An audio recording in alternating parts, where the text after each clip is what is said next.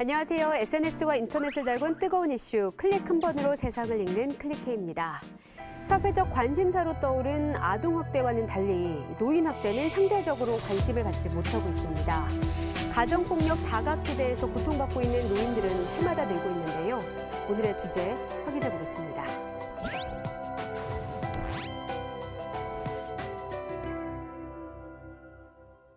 지난해 발생한 노인 학대는 6,259건, 전년보다 20% 가깝게 증가했습니다. 코로나19로 집에서 머무는 시간이 길어지면서 가족 간 갈등의 골이 깊어졌고 학대로 이어졌다는 분석입니다. 그렇다면 노인 학대란 구체적으로 뭘 의미하는 걸까요? 노인에 대한 신체적, 정신적, 성적 폭력과 함께 착취와 유기, 그리고 방임까지 모두 노인 학대에 해당합니다. 주목할 점은 노인 학대 사례 대부분이 가정에서 발생하고 있다는 점인데요. 10건 가운데 9건이 가정 안에서 일어난 일이었고 가해자는 자녀 아니면 배우자인 경우가 대다수였습니다. 가족에 의해 학대가 발생하다 보니 수면 위로 쉽게 드러나지 않는 것이 현실인데요. 특히 피해자들이 외부로 피해 사실을 알리지 않거나 피해 사실 자체를 인정하지 않으려는 성향도 강하다고 합니다. 따라서 주변에 거주하는 노인에게서 학대 정황이 발견된다면 즉시 노인학대 신고기관 혹은 보건복지부 등에 신고해 주시면 피해자에게 도움을 줄 수 있습니다. 의료인, 방문요양 종사자, 돌봄 서비스 종사자, 사회복지 전담 공무원의 경우 신고 의무자인데요. 노인학대가 의심되는 상황을 맞닥뜨렸다면 반드시 신고해야 하는 겁니다.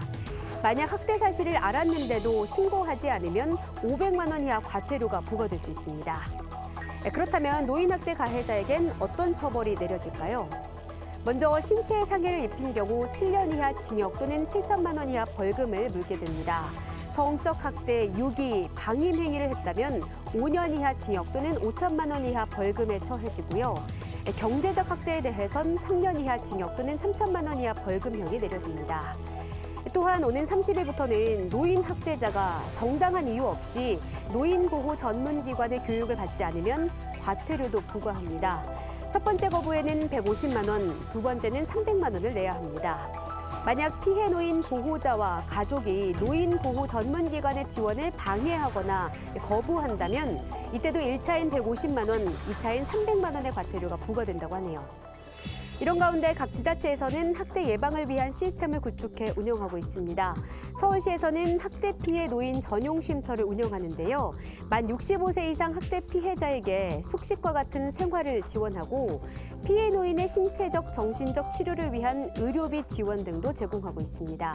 광주에서는 노인 인권 교육과 노인 학대 예방 교육을 연 80회 이상 실시하는 등 노인 학대 예방을 위해 적극적으로 대응하고 있습니다. 여기서 잠깐, 다른 나라에서는 노인학대 피해를 어떻게 다루고 있을까요?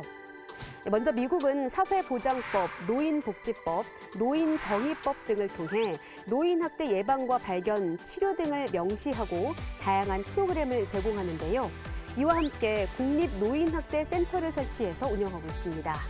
일본은 지역포괄 지원센터를 연계해 노인학대를 예방하고 피해자를 지원하는가 하면 지난 2005년 노인학대 방지, 노인간병인 지원법을 제정해서 보호자의 부담은 줄여주고 학대도 예방하고 있습니다.